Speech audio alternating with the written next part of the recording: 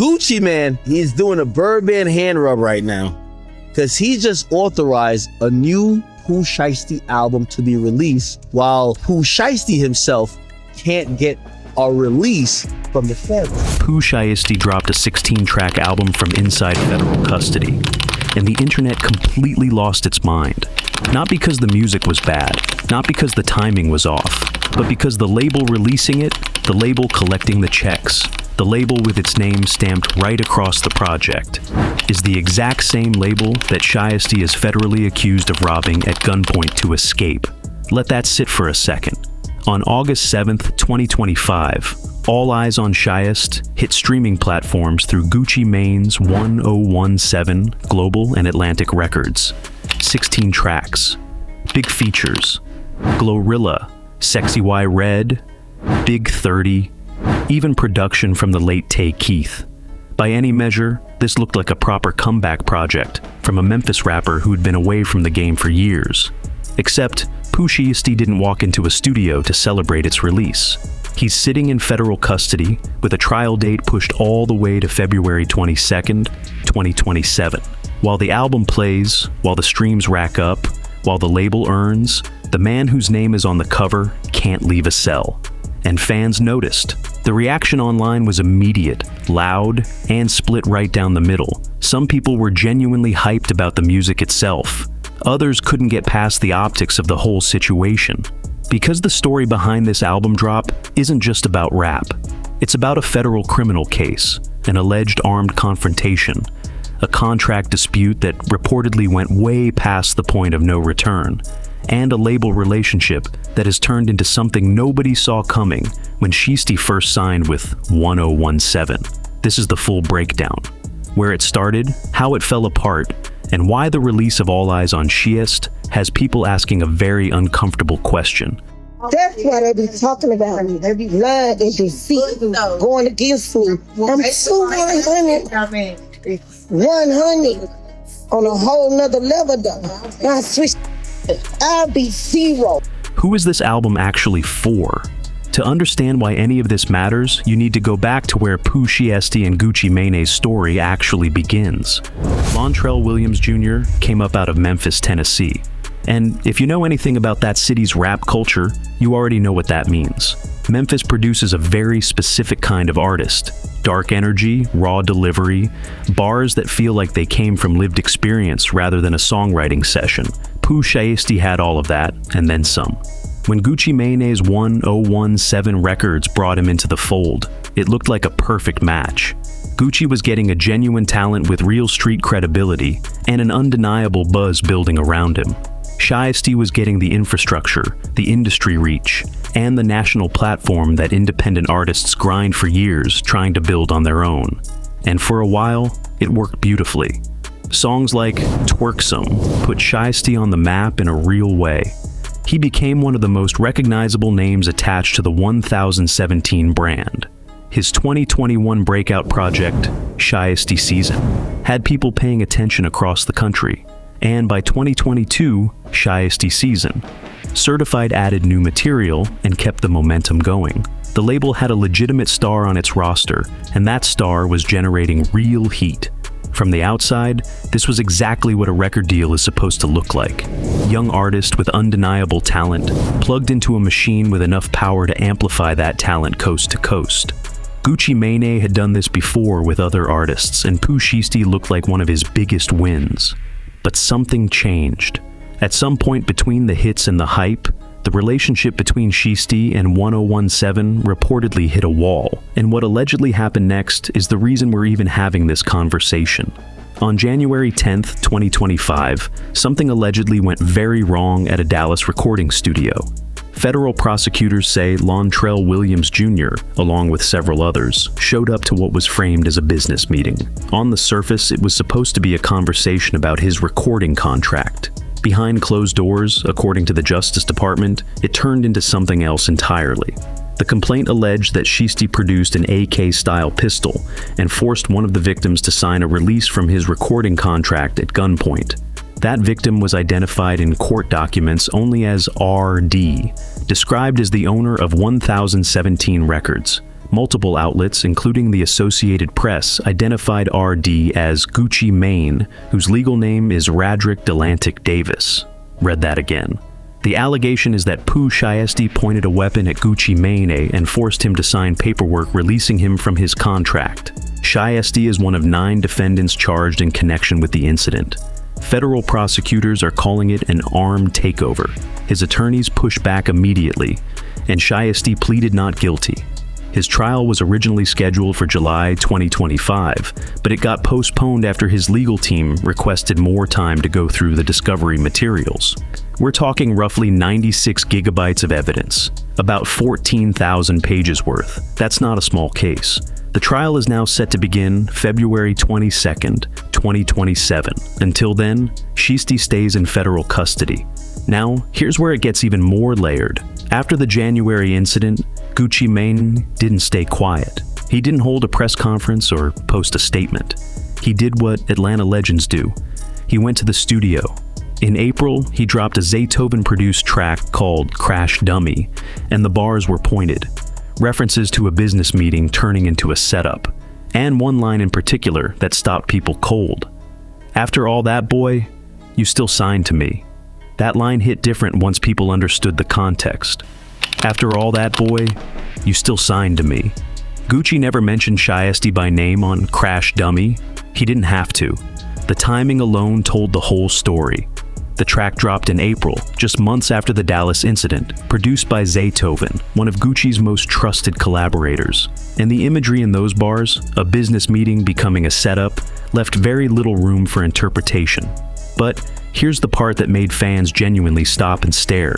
That line wasn't just a diss. It was also apparently a legal reality. Because when All Eyes on Shiesty dropped on August 7th, it came out through 1017 Global and Atlantic Records, Gucci Mane's label, the same label Shiesty allegedly tried to force his way out of at gunpoint, according to federal prosecutors. Whether that's a result of existing contractual obligations, a business decision made by the label, or something else entirely, the sources don't fully explain. What is clear is that the album exists, it's out in the world, and 1017's name is on it, and fans had a lot of thoughts about that. Social media lit up the moment the project dropped. Some people couldn't get past the sheer audacity of the situation. An artist in federal custody on charges involving an alleged armed confrontation with his label boss, and the label boss is still putting out his music. Others pointed to a specific line on the album's track, "Reap what you sow."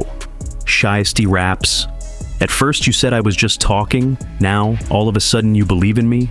Whether that bar is aimed at Gucci, at doubters in general, or at the legal system itself, nobody outside Shiesty's inner circle actually knows for sure. But that uncertainty didn't slow the speculation down one bit. The album itself opened with a track called "I'm Back," which, given everything surrounding the release, felt less like a song title and more like a statement of intent. Shiesty had broken his silence ahead of the drop, with an audio message to fans recorded from inside custody. His words were direct. "You know this stuff's still going on. We still putting on like cologne, man. This is the one that's bigger than the program.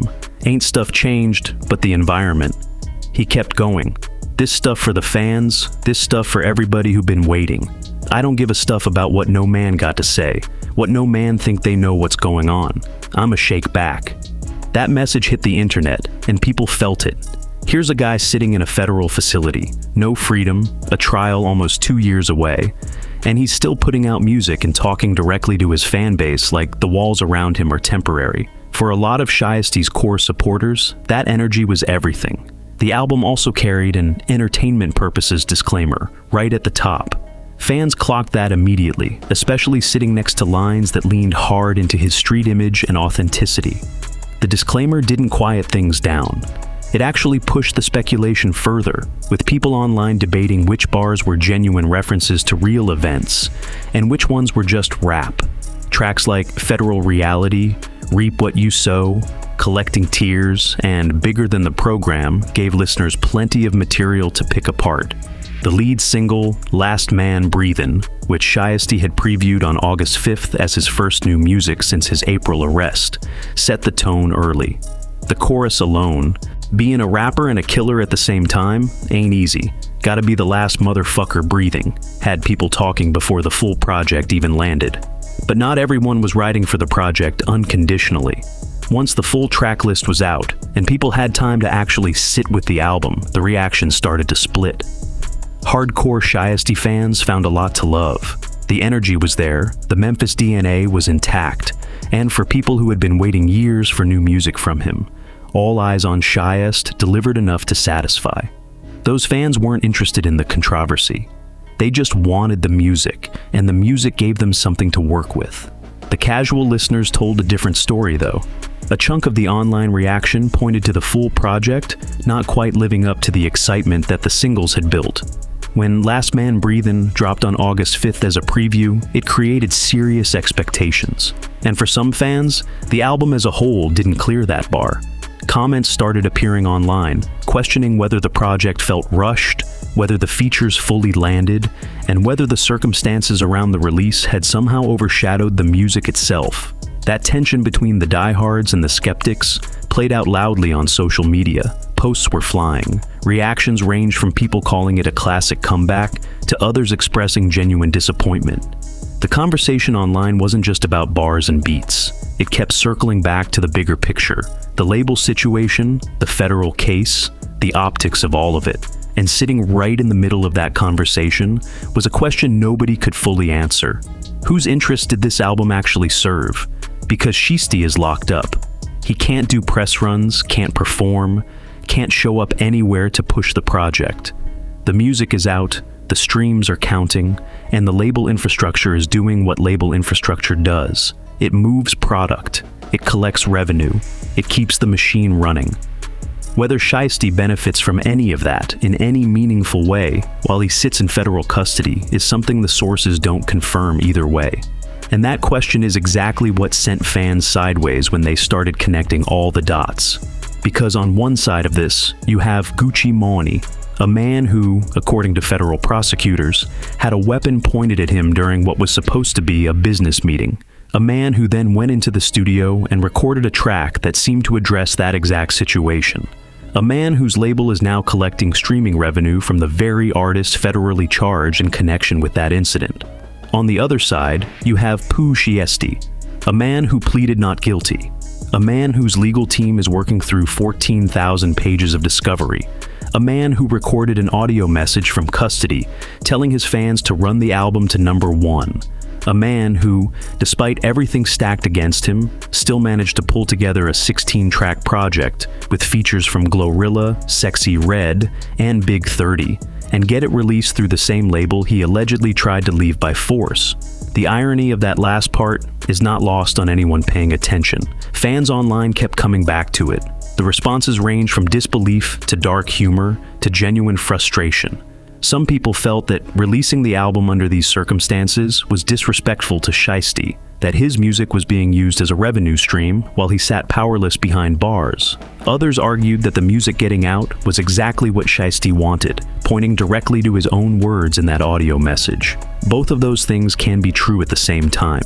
Shiesty wanting the music out doesn't automatically mean the terms under which it dropped were fair to him. And nobody outside the legal and business conversations happening behind closed doors actually knows what those terms look like right now. What fans do know is that the album title, All Eyes on Shiest, didn't come from nowhere. Shiesty himself used that exact phrase at the end of a message he shared from prison back in February 2023 while serving his previous sentence. He planted that flag long before any of this current situation developed, long before Dallas, long before the federal charges, long before the trial date got pushed to 2027. That detail matters more than it might seem at first glance, because it means All Eyes on Shiest wasn't a reactive title thrown together to capitalize on drama. It was a phrase Shiesty had already claimed, already owned, already planted in the public consciousness during a previous stretch of incarceration. The fact that it now sits on top of an album released during an even more serious legal battle gives it a weight that feels almost intentional in hindsight. And that's the thing about Pooh Shiesty that his core fanbase keeps pointing back to. Even locked up, even facing federal charges with a trial nearly 2 years out, even unable to move freely or speak publicly without restriction. The man is still controlling his narrative as much as anyone in his position possibly can.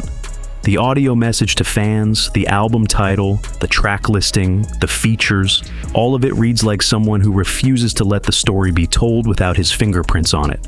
Whether that's admirable or complicated probably depends on where you stand on the full situation. What's harder to dismiss is the reaction from the people who matter most to any artist's career, the fans. And the fan response to All Eyes on Shiesty has been genuinely mixed in a way that says something real, not the polite mixed where people shrug and move on. The loud, opinionated, emotionally invested mixed that only happens when people actually care about what an artist does. Some of those fans directed real frustration not at Shiesty, but at the label. At the structure that keeps releasing music while the artist behind it sits in a cell. At the business machinery that doesn't pause for federal charges or armed confrontation allegations or postponed trials.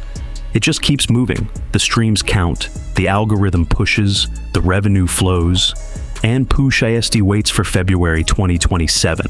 Actually, let me stop right there for a second, because there's a layer to this whole situation that the mainstream coverage keeps glossing over, and if we're being real, it might be the most important part of the entire conversation. The streaming numbers. When All Eyes on Shiesty dropped on August 7th, the immediate focus was on the drama. The label situation, the federal charges, the audio message from custody. But underneath all of that noise, the actual business question that nobody's fully answering is this. Where does the money go? Streaming revenue doesn't care about your legal situation. Spotify doesn't pause payouts because an artist is in federal custody. Apple Music doesn't hold checks while trials get postponed. The algorithm runs, the plays accumulate, and somebody is collecting. That much is not in dispute. What is in dispute, and what nobody outside of that contract knows for certain, is what percentage of that revenue, if any, ends up benefiting Pooh Shiesty in a meaningful way, while he sits in federal custody waiting for a trial that's almost 2 years out. And that's the part that has fans genuinely heated, because here's the thing about the music industry that people outside it don't always fully understand.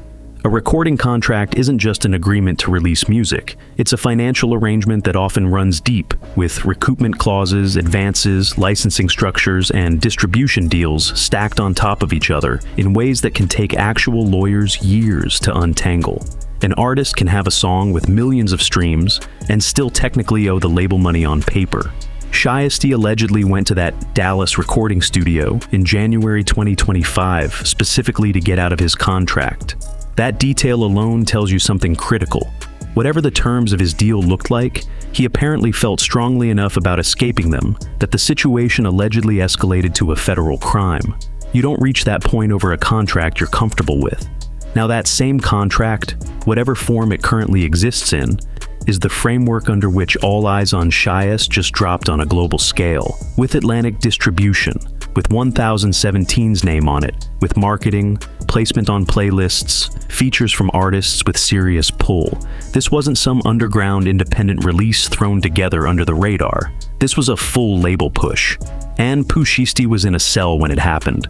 The people who are frustrated about this aren't necessarily saying the music shouldn't exist. A lot of them are saying something more specific. They're saying the structure around this release feels wrong. It feels like a machine grinding forward without the person at the center of it having any real power over the gears. Shiesty's audio message told fans to run the project to #1, and his supporters grabbed onto that. They took it as proof that he wanted this, that he co-signed the release, that the label dropping the album wasn't against his wishes. And maybe that's true. Maybe he fully endorsed every aspect of this rollout. But wanting your music to reach people and having genuine control over how that music is monetized are two completely different things. And right now, from inside federal custody, it's difficult to imagine Shiesty having meaningful leverage in those negotiations. That tension is real, and it's not going away just because the album is streaming. Now, flip the perspective for a second, because this is where it gets even more layered. Gucci Mane has never been a simple character in this industry. His story, his actual biography, is one of the most complicated in rap history. He went from being one of the most prolific artists in Atlanta to federal prison to one of the most remarkable personal transformations in the game. He came back, built 1017 into a legitimate label operation, and signed a roster that included, at various points, some of the most exciting voices in street rap. Pooh Shiesty was supposed to be one of the crown jewels of that roster, and now here they are. One of them allegedly pointed a gun at the other in a business meeting. The one who allegedly held the gun is in federal custody, and the one who allegedly had the gun pointed at him is running that artist's music through his label infrastructure, collecting streaming revenue, and responding to the whole situation in bars.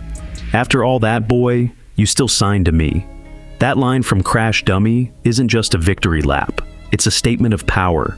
It's Gucci Mane telling the entire industry, in real time, that he controls this situation, that his name is still on the paperwork, that the contract held, that whatever went down in Dallas didn't change the fundamental business arrangement between these two men.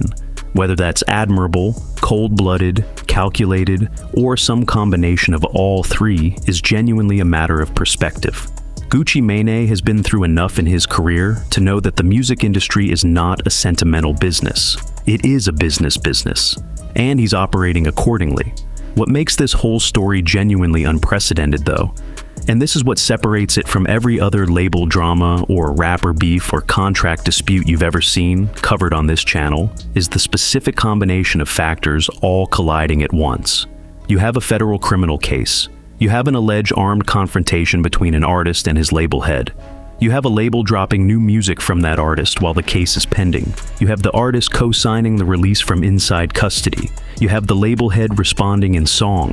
And you have a fan base in the middle of all of it, trying to figure out who to root for, what to stream, and what the whole situation actually says about how this industry operates when things go sideways at the highest level. There is no clean parallel to this. It's genuinely new territory, and the conversation it's forcing isn't just about Pooh Shiesty or Gucci Mane. It's about what happens to artists when the legal system and the music business collide, about who has power and who doesn't, when a contract is the only thing that still connects two people who allegedly had a weapon between them, about what supporting an artist actually means when that support might be funneling money toward a label the artist was allegedly willing to commit a federal crime to escape. These are uncomfortable questions, and the music industry doesn't love uncomfortable questions, but the internet asks them anyway. And right now, the internet is asking them loudly on every platform under every post about All Eyes on Shiest. Pooh Shiesty's trial starts February 22nd, 2027. Until then, this story stays open, and this channel will be here when the next chapter drops. Subscribe if you haven't already. And seriously, drop your take in the comments. This one deserves the conversation. But wait, before we actually close this out, there's one more angle that almost nobody is talking about, and it might be the wildest part of this entire story. Let's talk about precedent.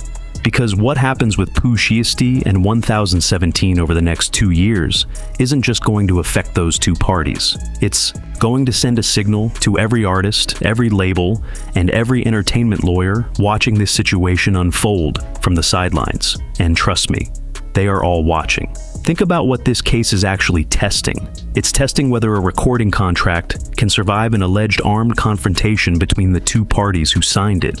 It's testing whether a label has the right, or even the appetite, to continue monetizing an artist's catalog while that artist sits in federal custody facing serious time.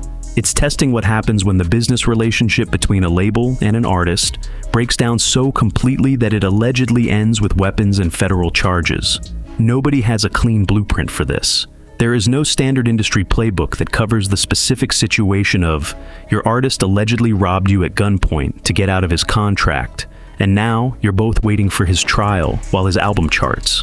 Entertainment lawyers are going to be citing this case in classrooms and boardrooms for years. That's not hyperbole. This is genuinely uncharted territory in terms of how contract law, criminal proceedings, and music industry business intersect at this specific and absurd level. And the outcome could reshape things in ways people haven't fully started thinking through yet. If Shiesty's legal team somehow gets the contract invalidated as part of the broader legal proceedings, what does that mean for how labels structure their deals going forward? If the label successfully argues that the contract remains enforceable regardless of what allegedly happened in Dallas, what does that communicate to every artist who's ever felt trapped in a deal they couldn't escape through legitimate means? Neither outcome is without consequences, and both outcomes set a precedent that the industry will reference for a long time. There's also the question of what Shiesty's legal situation does to his catalog long term, because here's something that tends to get buried under the drama of the moment. Artists who go through serious legal situations, especially ones that stretch out over years, can end up in complicated positions when it comes to the music they made during those periods. Evidence can include lyrics, statements can be pulled from songs, bars that lean into street imagery or specific references can end up in court documents in ways the artist never anticipated. The entertainment purposes disclaimer on All Eyes on Shiest wasn't just a formality. That disclaimer exists because someone in the room understood exactly how certain lines on that album might read to a federal prosecutor. And that's before we even get into the social media component. Every reaction, every comment, every clip that goes viral around this album becomes part of the public record in ways that are impossible to fully contain. People forget that in the digital age, the conversation around an album can become almost as legally relevant as the album itself. Statements get screenshotted, context gets stripped, and somewhere in the discovery process, some of that material ends up in front of people making very consequential decisions about a man's freedom.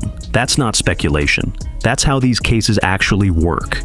Pooh Shiesty's team clearly understands this, which is probably why the audio message he sent from custody was carefully worded in ways that focused on the music and the fans without crossing into territory that could be used against him. He didn't address the charges. He didn't talk about 1017 directly. He talked about the album, about the fans, about shaking back. That's not an accident. That's someone who has legal counsel telling him exactly how much rope he has in any public statement. But the music itself, the music is already out there. Last Man Breathin' is already being dissected. Reap What You Sow is already being read as a direct response to someone. Bigger Than the Program is already being discussed in the context of his legal situation. The album is in the world, and the world is going to do what it does with it, regardless of what disclaimers sit at the top of the project. Here's the other thing that's easy to overlook when you're focused on the drama between Shiesty and Gucci.